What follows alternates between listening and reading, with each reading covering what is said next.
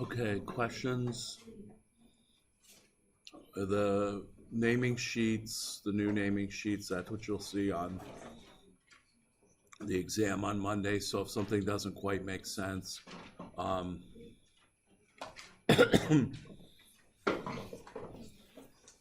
or if you have a suggestion, I can modify it.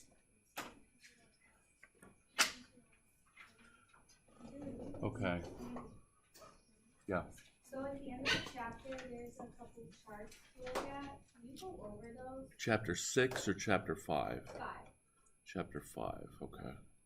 I don't really know how to interpret them. Okay. Like the summary of the chapter.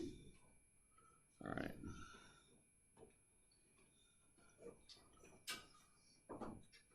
So, end of chapter 5.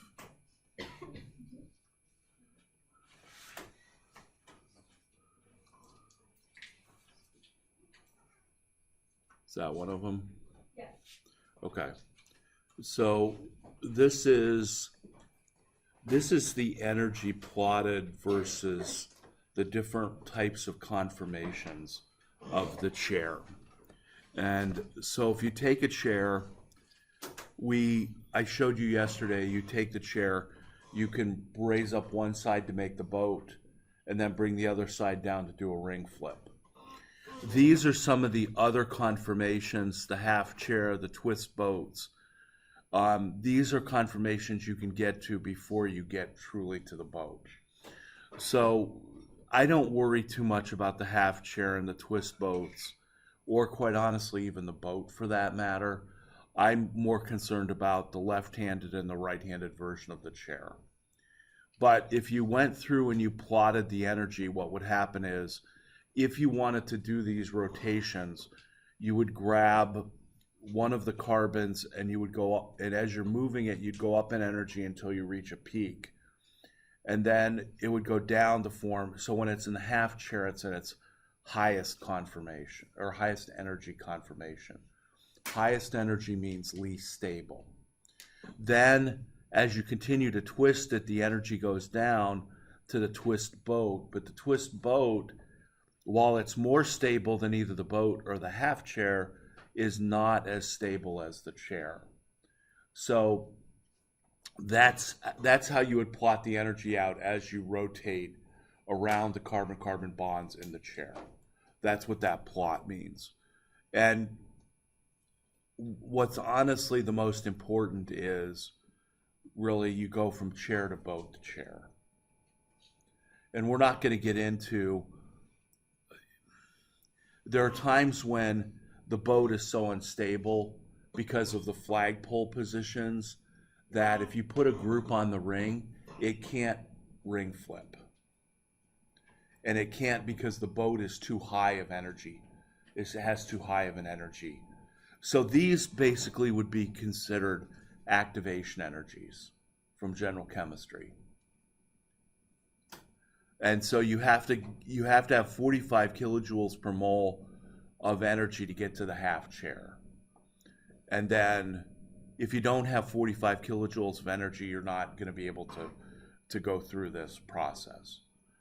And whatever that is, divided by, what is that? Divided by 4, that's about 10 kilocalories. And at room temperature, you have about 20-something kilocalories of per mole in thermal energy. So at room temperature, the chairs are interconverting back and forth. So, I mean, that's more detail than what we need to get into. I'm assuming there's one for this one as well. This is the other one, right? Yeah. So for this one, what you have is a butane. So when you have your butane, looking at it as the Newman projection, this one is the anti-conformation of butane. So this is anti-staggered. I can call this the anti-conformation because there's only one conformation where the two methyl groups are anti. As soon as I put 3 non-hydrogen groups on a Newman projection, there is no anti-conformation or gauche conformation anymore, because with 3 groups, who's anti and who's gauche, I don't know. So this only works with 2 groups on a Newman. So in this case, this is the anti-conformation, is the most stable. Now, as I twist, and they twist the front carbon, which I always twist the back carbon. They're going to twist the front carbon now to bring this methyl group over here, this methyl group over and make it eclipse to the hydrogen. And they draw their eclipsed like this, which I don't like either, because I like my eclipsed to be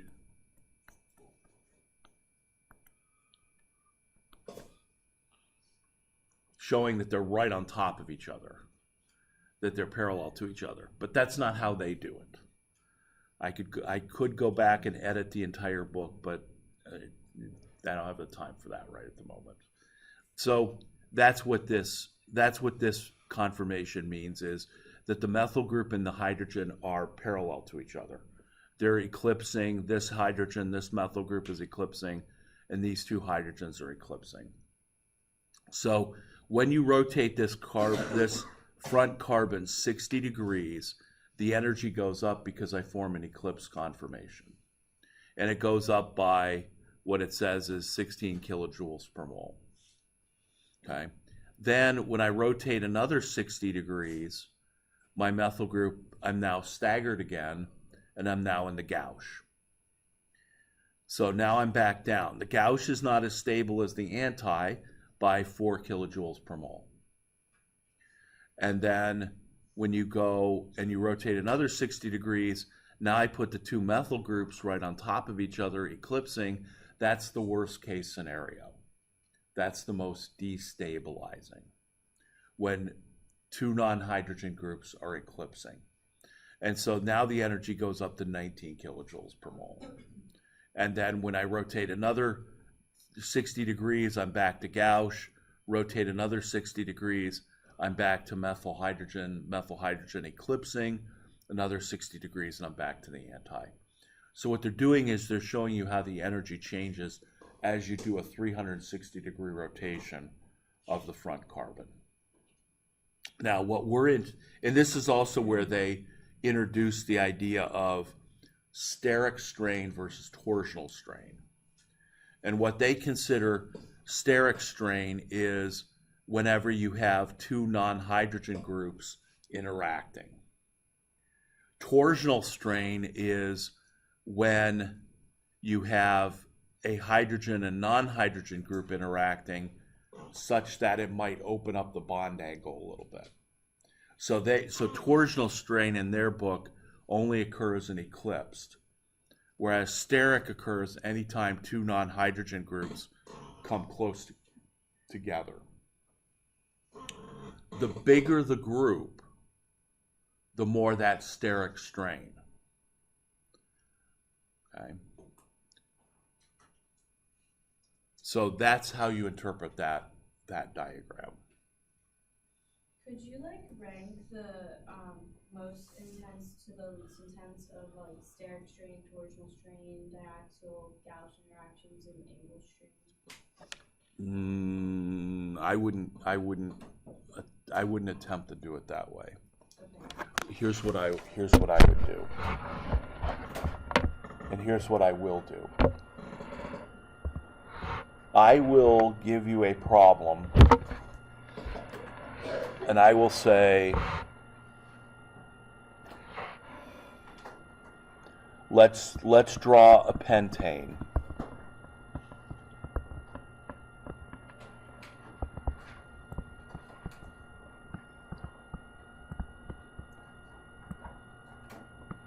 Let's draw a pentane molecule, and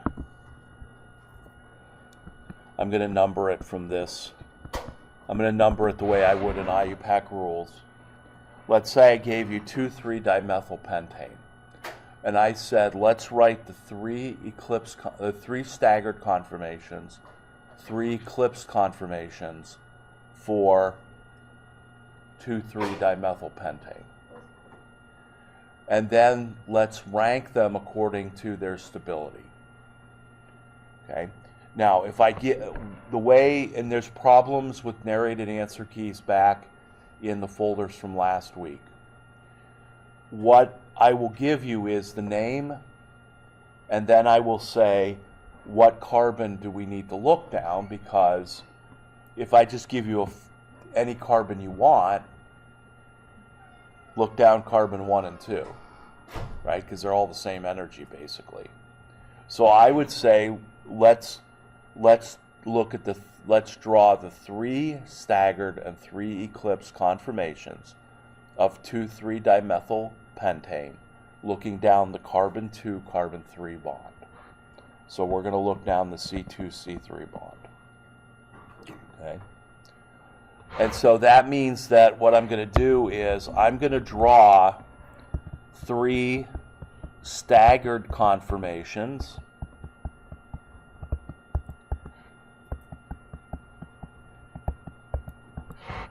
And I'm going to draw 3 eclipsed conformations. And most likely these will be, they'll be drawn for you like this, because I have 70 of these to grade, and everybody's art ability for these is not equal. And if I don't understand what's going on, I can't grade it. So if you draw something that's not drawn properly, I can't grade it. And if you ask me to guess, I always guess wrong. Right? So if you ever write an answer where it's like, well, maybe he'll choose the proper answer, I always choose wrong. I never get that choice right. Which means don't leave any ambiguity in your answer. So I'll give you these. So the question I'm going to ask you related to this is the kind of question I'm going to ask about Newman projections and about conformations of non-rings. Okay? And so we can summarize all those energies into a couple of things. All right. If I'm going to do this problem, how should I start? Try every possible combination. Right. So I got to start with something. So I've got to look down the carbon 2, carbon 3 bond, which means the front carbon's going to be carbon 2, the back carbon's going to be carbon 3. If you want to be opposite, the back carbon can be 2 and the front carbon can be 3. I can deal with that. But for this one, I'm going to say the front carbon's 2 and the back carbon's 3. So the first thing I need to do is, what is attached to carbon 2?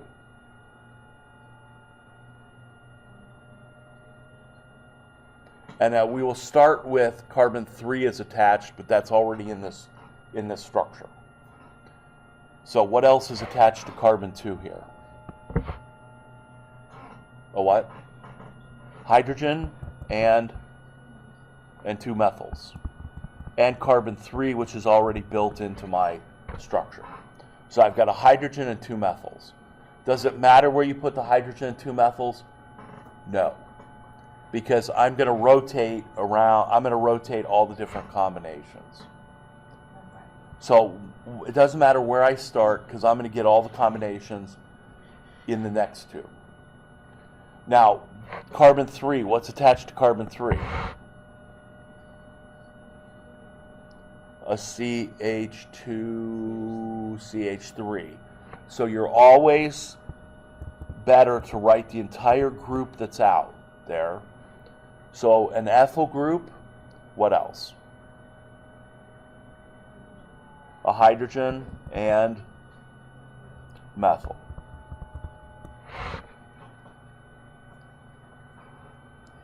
Now,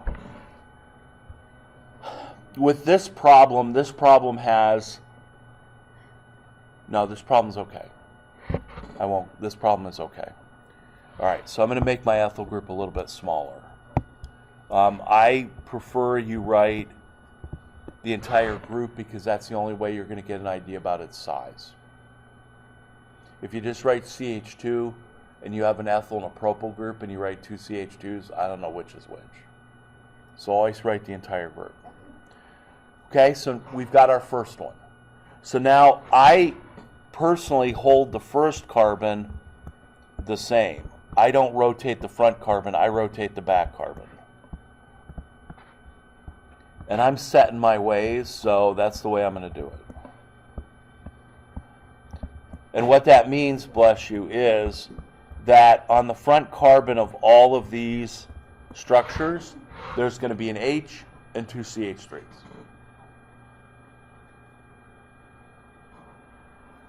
So I'm going to go ahead and draw those in. And now what I'm going to do is now I'm going to rotate the back carbon to form the other 2 staggered conformations. So I'm going to bring this methyl group down here, or ethyl group down here. I'm going to bring the methyl up to the hydrogen, and I'm going to rotate that hydrogen over there. So when I do that, my hydrogen goes here, my ethyl group goes here, and my methyl group goes here.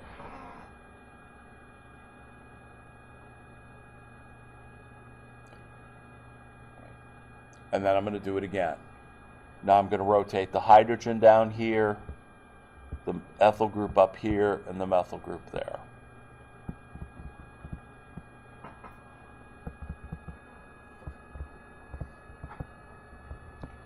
And so now what I've done by rotating the back carbon 120 degrees at a time is I've now made all 3 of my possible staggered conformations.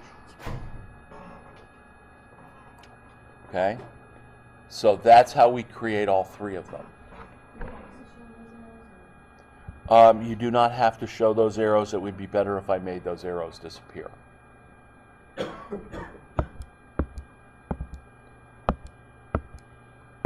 they're going to get in the way.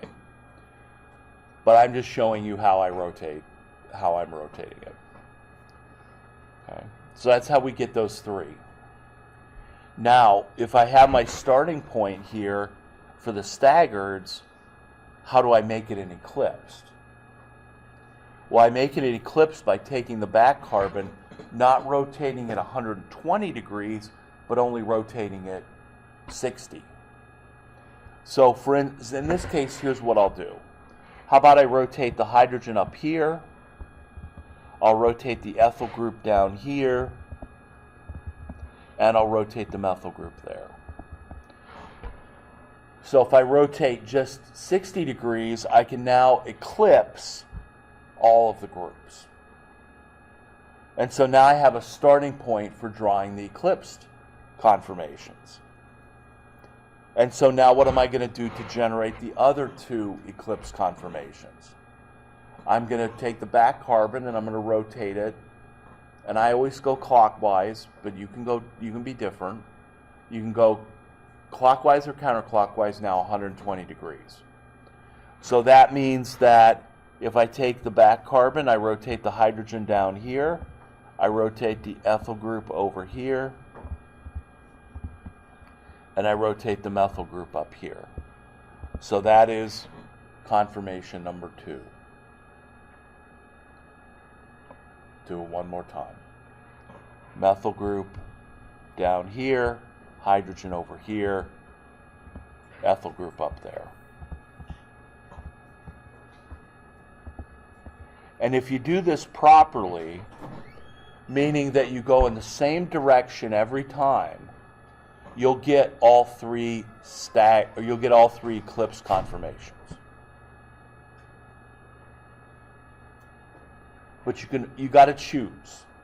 I either rotate front or back, but not both. Because if you rotate both, you might just grab the molecule and rotate it, so you don't get all 6. You might end up with 2 that are the same.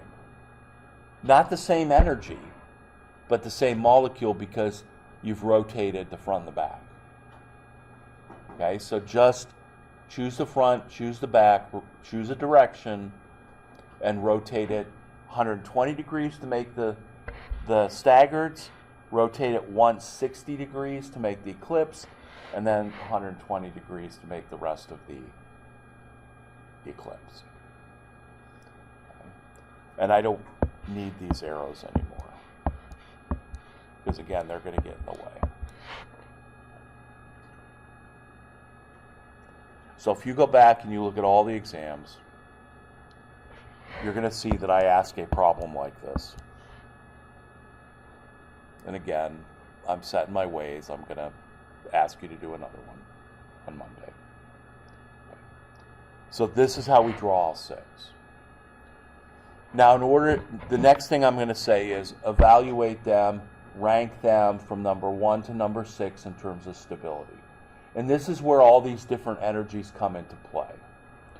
The torsional, the steric, whatever, angular, whatever other energies they want. But I don't think we need to categorize them, other than steric means that you have two non-hydrogen groups close together. That's what steric means. Whether it's eclipsing or whether it's gauche. Those are destabilizing interactions. So if we're going to look at the stabilities of these, we have to know the rules. And the rules are that rule number 1, all 3 staggereds are more stable than all 3 eclipsed. Okay, so there's never a situation where the eclipsed conformation is more stable than the worst staggered. The worst staggered is always more stable than the best eclipsed. So 1, 2, and 3 are going to come from the staggereds. 4, 5, and 6 are going to come from the eclipsed. Okay. So now what I'm looking at is I'm looking for destabilizing interactions. For staggereds, what's it going to be? It's going to be groups that are gauche. And so there's a symbol that you'll see in the homework problems or in the homework problems that are online. I just use this thing to indicate that there are 2 groups that are gauche. So I've got 1, 2, 3 gauche interactions in conformation number 1. Okay. How many do I have in conformation number 2? In the middle one here. I've got 1, 2, 3. Okay.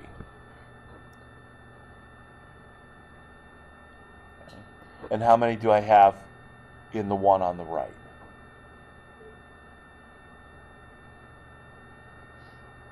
We agreed just 2. So I've got 1 and 2. So the first way to judge stability is which conformation has the lowest number of steric interactions. Every steric interaction raises the energy of the molecule and makes it less stable. Okay? So in this case, of A and of B and of C, who is the most stable? C. So C is going to be the most stable, because it only has 2 gauche interactions.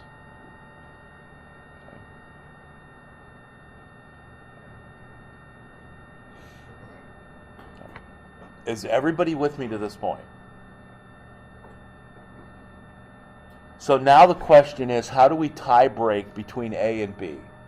Each one of them has 3 gauche interactions. Well, the next sort of criteria that we use is gauche interactions between bigger groups are going to be more unstable than smaller groups. Now notice I'm totally ignoring hydrogen, because there has to be hydrogen attached to this molecule, and so a best case scenario is an alkyl group is interacting with a hydrogen. So I'm ignoring the hydrogens. I'm just looking at the bigger groups. So in this case of A and B, if I look at A, I've got a methyl-methyl gauche, I've got another methyl-methyl gauche, and I've got a methyl-ethyl gauche. And on the middle one, I've got a methyl-methyl gauche and two methyl-ethyl gauches.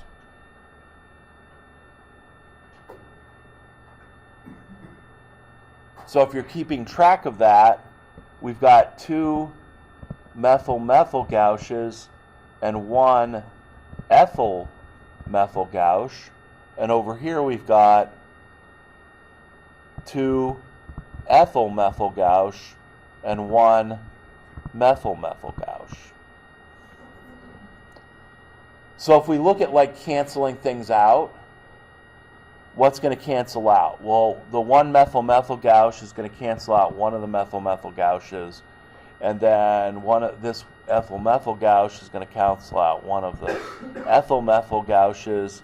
So I'm really down to methyl-methyl gauche versus ethyl-methyl gauche. So two methyls or an ethyl-methyl, which one is going to be more destabilizing?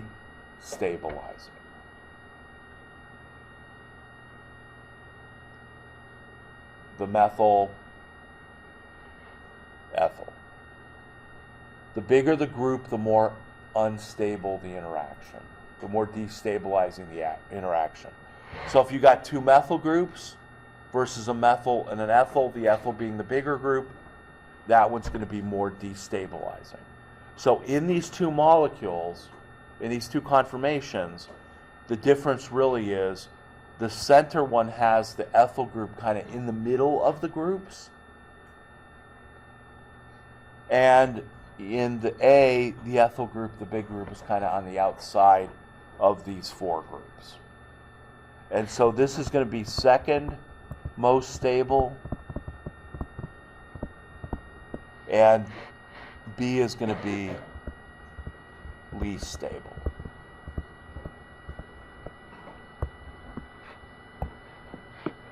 So C would be the most stable, A would be second, B would be least.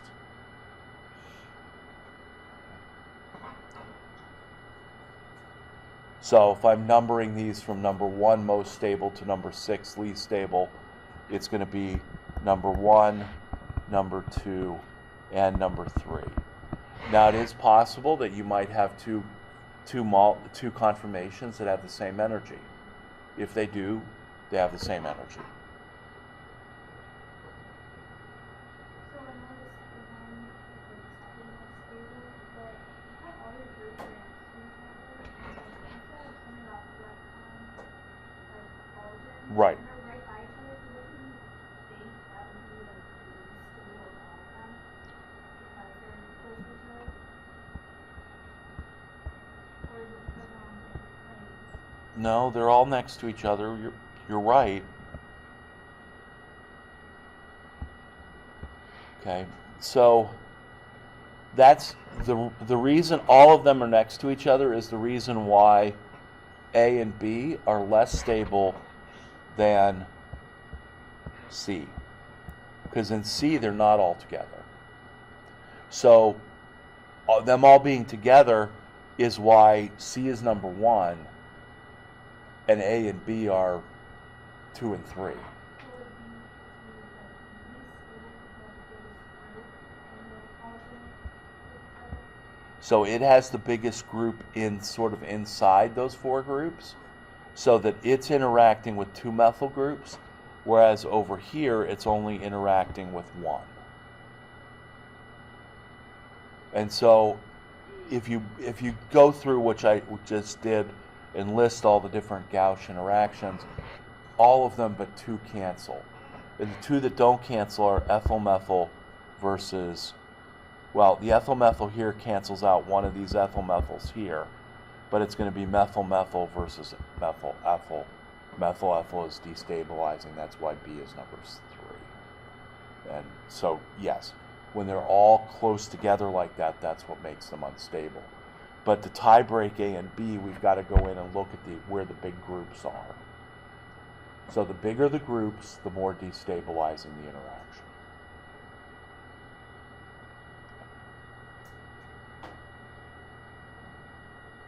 Does that make sense?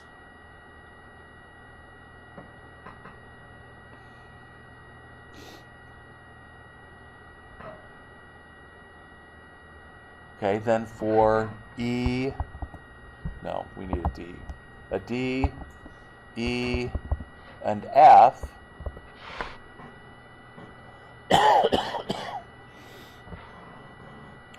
what are the rules here? The rules here are going to be, if you have two non-hydrogen groups eclipsing each other, that's unstable.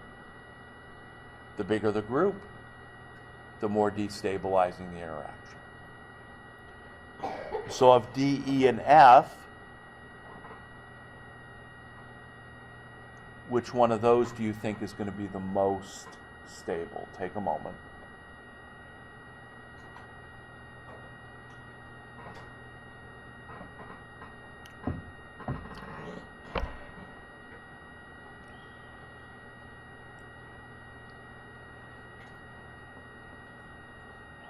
What do we think?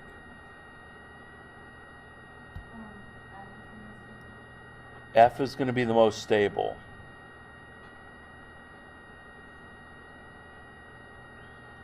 Probably should have asked first which one was going to be the least stable.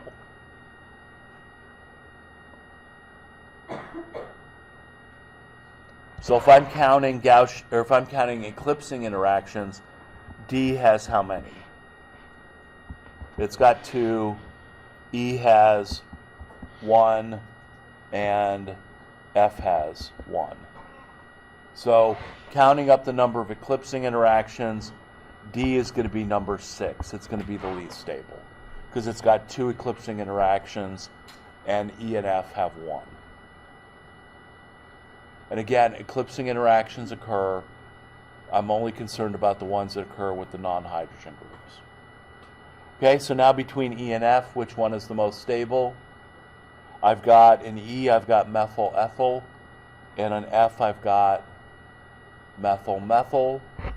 So I've got methyl methyl versus methyl ethyl. Which one of those is the better of the two? Number F, which makes it number 4, and then the methyl ethyl would be more destabilizing, which would make it number 5. Okay. So those are the rules that I use for ranking these energies. And in those rules, I've combined all the torsion and sterics and angle stuff. I've just put them into those 2 rules, which is number 1, count the number of Gauss interactions, count the number of eclipsing interactions, and then break the ties by looking at the size of the group. The bigger the group, the more unstable the interaction. So that's how I kind of combine it all together.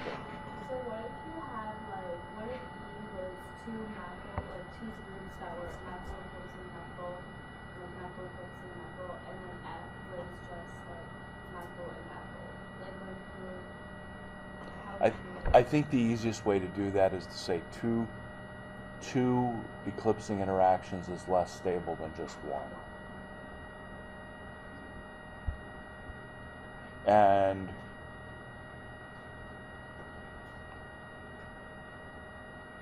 for our purposes, that's going to be fine. So we're always going to look at the number of interactions first and then look at the detail in terms of the size. That's the way I'm going to have you do it. The only way I know this, honestly, is to actually go to a computer and model. These are such high energy conformations that I can't measure their energy except on a computer. And I have to do some things to even get that energy. So there might be some anomalies along the way, but we're going to do number and then size. Maggie?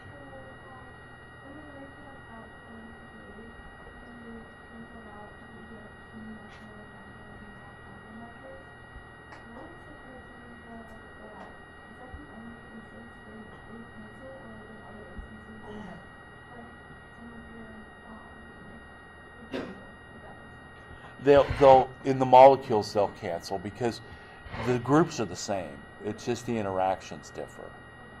So some of them, I'm just trying to show you if you're like, well, because you could say the big groups on the outside or the big groups on the inside. But I'm going a little bit more detailed than that by saying if we did a detailed analysis, we would say 2 methyls versus 1 methyl ethyl, and the 1 methyl ethyl, and they'll cancel each other out, and we're ultimately down to 2 interactions. If we're down to more than 2 interactions, then basically that's a problem where I'll give you, there'll be multiple correct answers. And we would have to go to the computer to figure that out.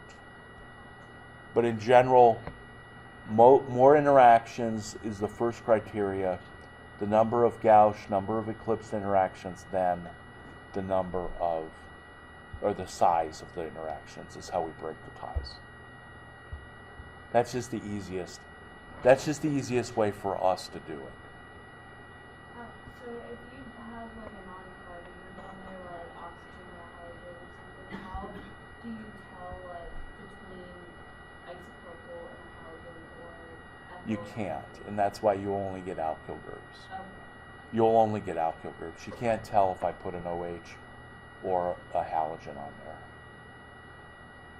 because there's a different set of rules for that. So you're just gonna have alkyl groups.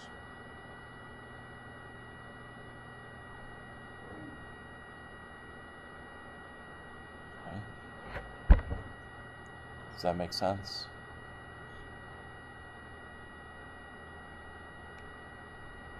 So that's a long answer to your question about how we deal with ranking energies. I don't. I just put the energies into these rules, and that's why they're going where they're going. I don't go into nearly as depth of energy analysis as the book does, because when you're doing these on paper, you don't have the tools that they have, the computer, to figure out exactly what the energies are. And those energies, when you get to organic, you don't, even when you get to PChem, or even when you graduate as a chemist, is a 10 kilocalorie per mole reaction going to blow up the building, or is it just going to get warm? Right? That's not a question for you. That's in terms of energies, it's really hard to get a feel for energies, to be able to understand that. If you have a 2 kilocalorie per mole difference between 2 conformations, what does that mean? Does that mean that it's 75% of this, 25% of that? Is it 85-15? Is it 99-1? Now, there's a way to figure that out from general chemistry. If you know the energy difference, I will just point out that the energy difference, whatever that is, we can call it delta E, would equal minus RT ln K of an equilibrium constant from general chemistry. So if you know the energy and you know the temperature, you can go back and you can calculate the equilibrium constant between two things. And that's what happens in these conformations. That's how they know, whether it's 80-20 or 90-10.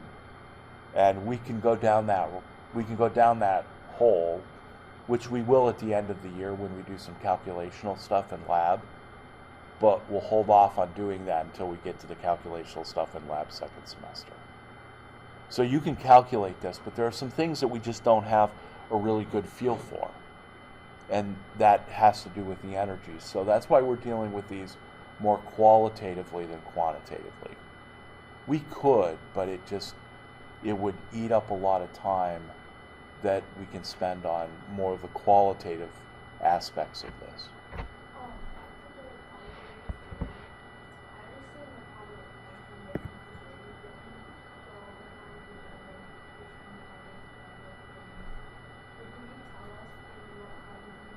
Yes, I have to.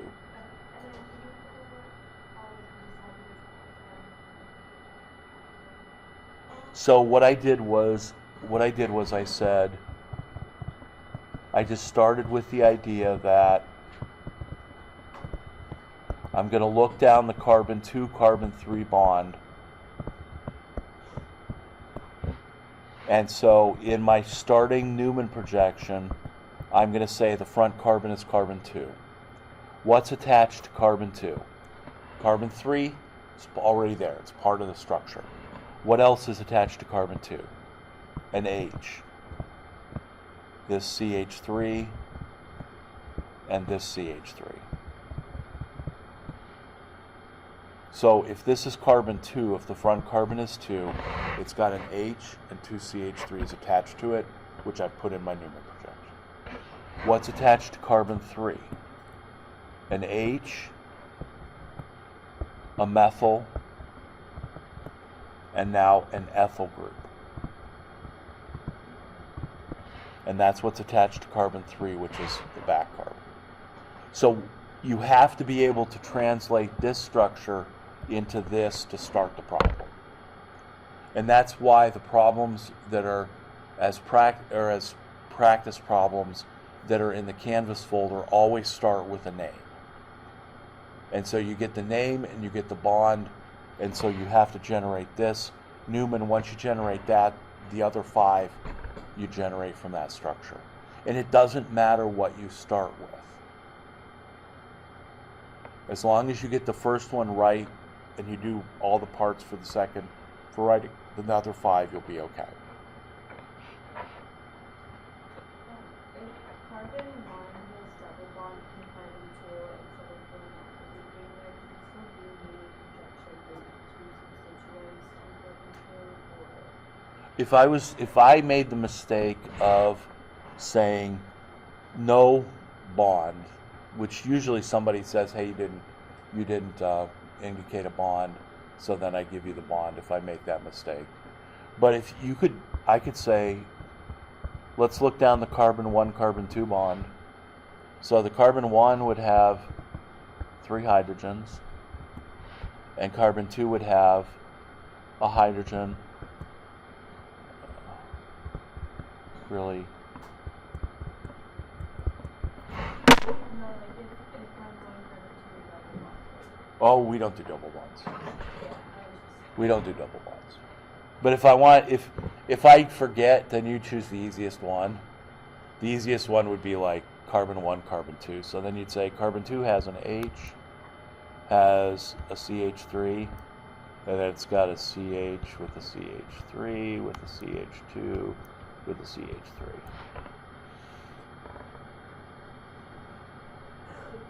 And then all three of the staggered conformations have the same energy. All 3 of the eclipse conformations have the same energy. I mean, if I give you the opportunity by mistake of making your own problem, that's a good problem to make, because that's the easiest one. But if we have a double bond, we're not doing those yet, if at all.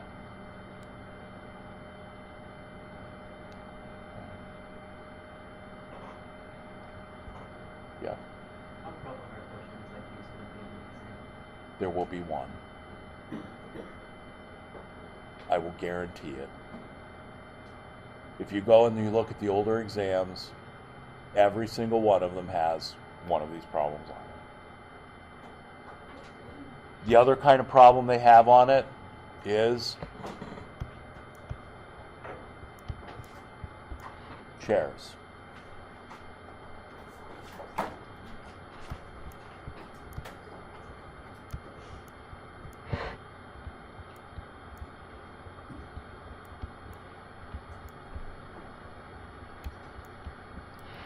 And so for the chairs, I will give you a name, and I will give you, and I'll say, let's write the 4 chair conformations for 1. And this is where you need to know your alkyl groups, because I might say, how about 1 sec-butyl, 3 ethyl cyclohexane. So I might say, okay, I want you to write the 4 chair conformations of 1-sec-butyl 3-ethyl cyclohexane. I want you to label them cis or trans, and then I want you to rank them in energy from number 1 to number 4.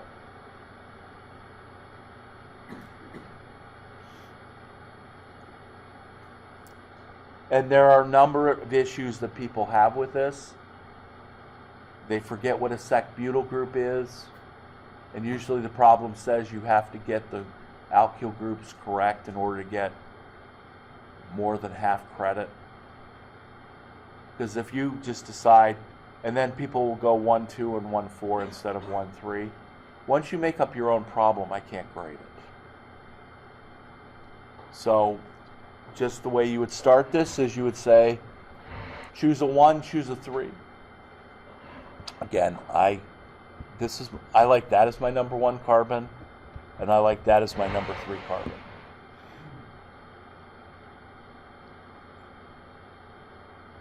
And so then I'm going to put my sec-butyl group in, which if I remember correctly, that's a sec-butyl. And that's an ethyl group.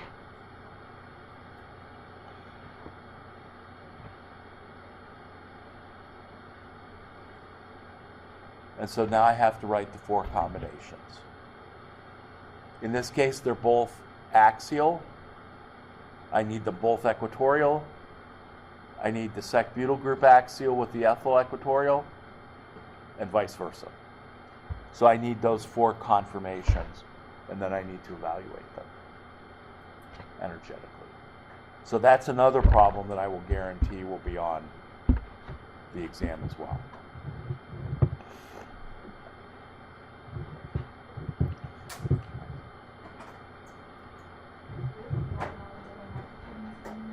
I don't, because it just gets confusing. Because here, all I'm interested in is those 2 carbons.